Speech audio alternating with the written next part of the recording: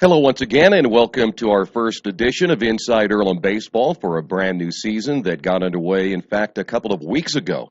And starting today, and of course now next week, the Quakers head off to Florida, so we won't get a chance to talk with Coach Sack until they get back from Florida. But from here on out for the rest of the baseball season on a weekly basis, we're going to talk with the head coach and maybe throw in a couple of players here and there as well. Now, as I'd mentioned, the Quakers will head to Florida next week, but this weekend they have a three-game series against Wilmington right here at Randall R. Sadler Stadium, and you can see all three games right here on Radio Troy Digital Sports. And, well, first off, Zach, it's good to be back. And, listen, I have to take the blame for this. We're a little bit late because of baseball overlapping with basketball and everything. But, listen, good to see you again, and you guys are off to a great start. Well, it's great to have you here. I'm glad that we're able to do this again. And, we've played well so far early in the year, with the 5-1 record.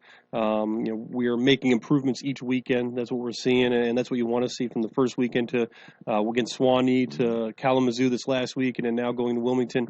Your goal of your non-conference games is to set you up so you've seen a lot of things going into the conference games, and I feel that we've been able to do that. We've played some tight games. We've learned from the loss we had against a pretty good pitcher, Ryan Orr from Kalamazoo, and came back and rebounded in day two and took the sweep there on day two, winning both games there. So you're using those non-conference to help you for the conference, but we're happy with where we're at right now. But there's always things that you got to work on. Yeah, I had a chance to see you guys just a little bit. Unfortunately, because of the scheduling and everything, I haven't had that opportunity. When I was walking in here earlier today for this interview, I got to thinking, as watching you guys practice, it's still in the back of my mind what a great advantage you have here at Earlham College in this stadium, in this field, that you're out here working every day, except for when it rains. I just don't know of a better advantage than to have the field that you have right now. Well, I mean, you know how much rain we got yesterday. Yeah. And if you're on a natural surface, you're not getting out on your field and practicing. So we're able to do a lot of things with reps and getting outside. The temperature is conducive for everybody to get outside today, but to get on a baseball field, some schools don't get that opportunity. So they're probably on a football field today trying to make a baseball field out of it. But no, we're able to do our whole practice out here. Our pitchers are throwing off the mounds right now. Our infield was working on buntees and internal clock drills. Right now there's on-field BP going on. So we're so lucky to have what we have here to be able to get our kids better every single day through practice, and we do. Do you have a timetable at this point in the season before you guys play this weekend and before you head to Florida where your pitching should be and where maybe your hitters ought to be? Baseball people always say, well, maybe pitching's ahead of hitting or vice versa. Where is your timetable right now for both? We like the approaches we've been taking in the at-bats. I think we're learning from pitcher to pitcher on what we need to do offensively, and our goal is to be aggressive in every single at-bat, and it doesn't mean it's always getting a hit, but we want to put pitches on the pitcher where that pitch count gets up so we can get to a bullpen. The way we base run, we're very aggressive. We got 19 stolen bases in 6 games, so we're really aggressive, and our goal is for that pitcher to think about that base runner and not worry about that hitter up there, and if we can get them to do that, we've won because now that hitter might be getting a better pitch to hit.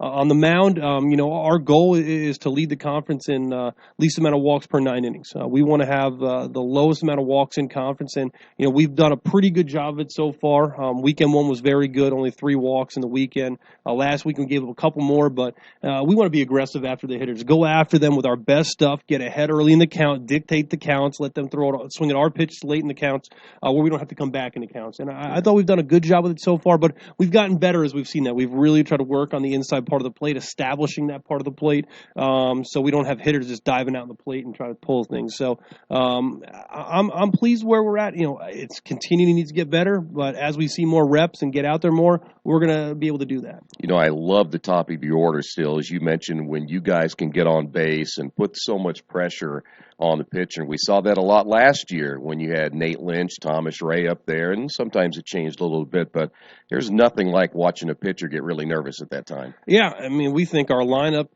is pretty scary, and we're not just talking 9 deep. We think we can go sometimes to 13 guys to give different opportunities to guys to to see what we can do, and that can be scary. And last game we played, Eric Elkis was hitting in our 8-hole. Wow. And, hit a mammo shot over the 390s, spot in center field. So, but we've got depth there. We think on the mound, the same thing. I think our starting staff can be right up there at the top of the conference with what we have, and our bullpen is just as good as well too. I told our kids after our Kalamazoo series that when we put this whole thing together, who knows how scary we really can be. Yeah. We have an idea of it, but I don't think we've even shown our best baseball yet.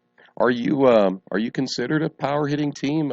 You have had teams that have certainly displayed some power. What about this year? Well, we got 6 home runs in 6 games and 19 stolen bases in 6 games, so we're kind of doing a little bit of both. Yeah. But it's kind of going to the philosophy we want, where they're making mistakes because of those guys on the base paths. Mm-hmm. They're worried about that guy not stealing the base, and they forget about the hitter up there at the plate. I think we have the ability to do both. I think we are deep enough that you can look at pretty much 8 guys through our lineup at any given time that can take a ball out of the ballpark. But you also look at 9 guys in our lineup that probably can be any part of a stolen base. It might not be the lead guy in a double steal, but they could be the back end guy. Yeah. So, and that's what's great about it. You'll look up and down our roster and our stats at the end of the year, and you'll see pretty much everybody who's gotten time will have stolen bases for us. Yeah. It's a great way to play. It's exciting to watch. And it gives our pitching staff, when we can get leads for them, it gives them momentum. It gives them confidence to go out there and just put up a 0. We score runs, put up a 0 on their end. Yeah.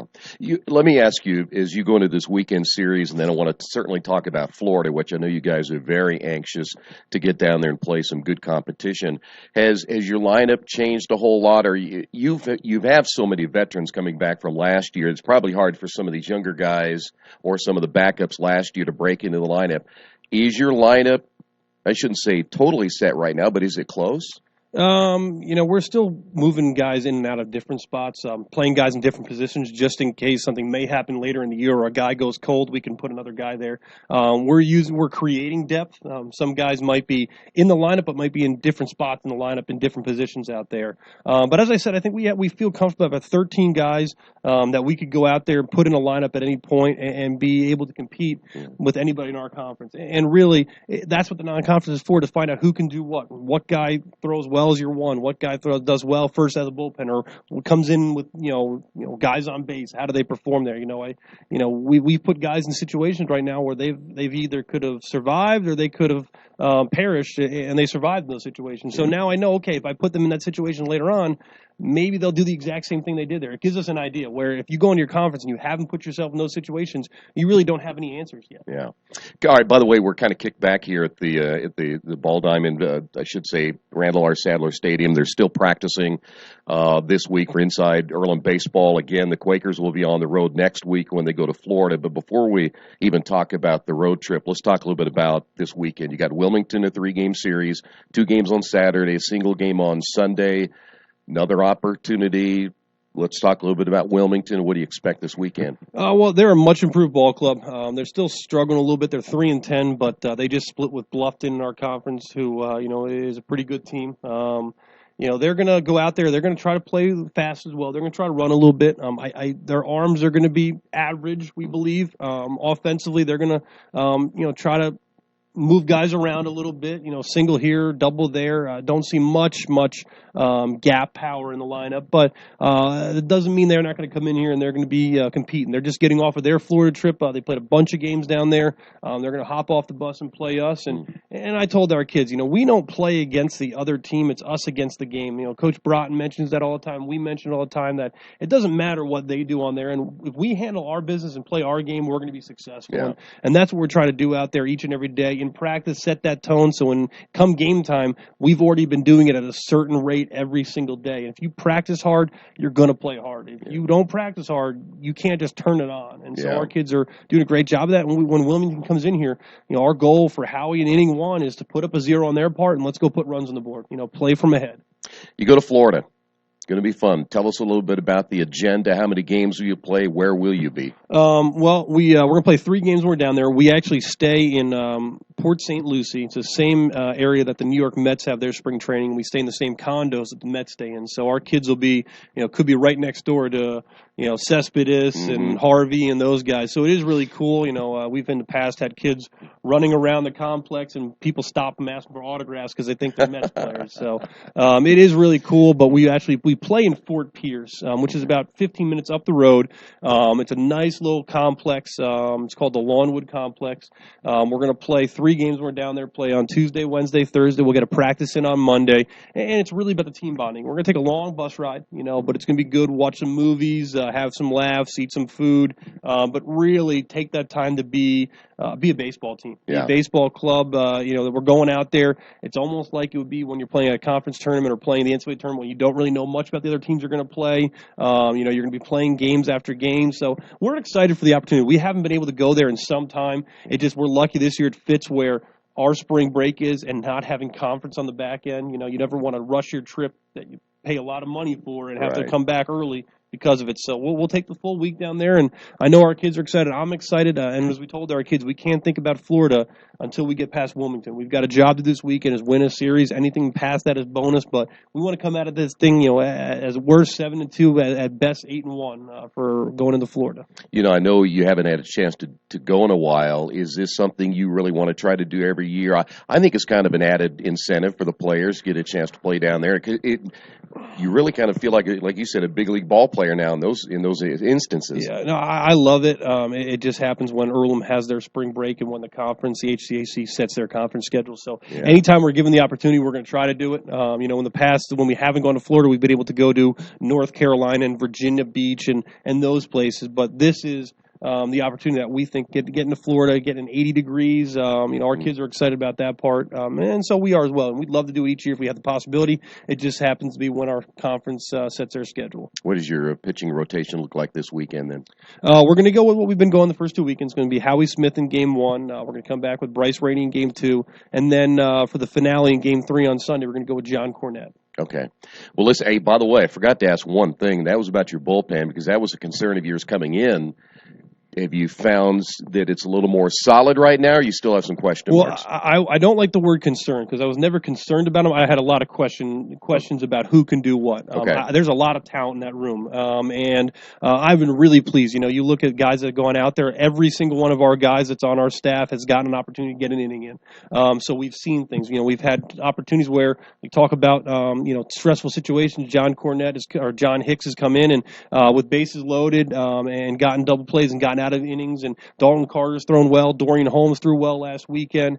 We're excited from what we're seeing. Walter Talcott's gotten a win and a save out of the bullpen. It's been very exciting. And with what our starting staff can do, what we've seen from our bullpen right now, and what we're expecting them to do as they go through practices to get better, it's only going to get better. To concern, no. Questions, still a little bit, but you know what? I'm still pretty pleased with what we're seeing. Kind of fun to experiment a little bit there, isn't it? Yeah. Our conference, way it works, you're going to have the 3 games in the weekend and Tuesday conference game. So you're playing 4 conference games in a span of 3 or 4 days. You got to have arms to be able to do it. And right now, I'm really pleased with what we're doing. Again, it's just about going after the hitter. Yeah. Do not give up the free base. They'll get themselves out. And if we can be aggressive that way, we're going to be fine. All right. It's going to be fun. Again, this weekend, the Quakers play 2 on Saturday, single game on Sunday, all 3 games right here on Radio Troy Digital Sports. Supposed to be a pretty good weekend. I think there might be a little forecast in the rain on Saturday, but there is Sunday. Sunday's a chance of it, but we got to only get 1 in that day. Just got to find a window, and having turf, you just got to cover up the dirt area, and then as soon as it stops, get out there, play, and again, hopefully we can come out with the series win. All right, so if you can't come on out to the stadium and see the Quakers play, they're a fun baseball team to watch. They're going to be fun all season long. They're going to be a team that's going to be in contention for the HCAC championship again this year, and it's going to be a lot of fun, and we're going to keep you updated throughout the entire season. Coach, first off, thank you again for coming in, and I coaxed him to come in because I was at the Big Ten tournament doing basketball, and now we're back here for baseball. But anytime we can get you here, we're going to take it. So we'll work on your schedule. Thank you. You're a good man. And we'll see you next time right here on Inside Earlham Baseball.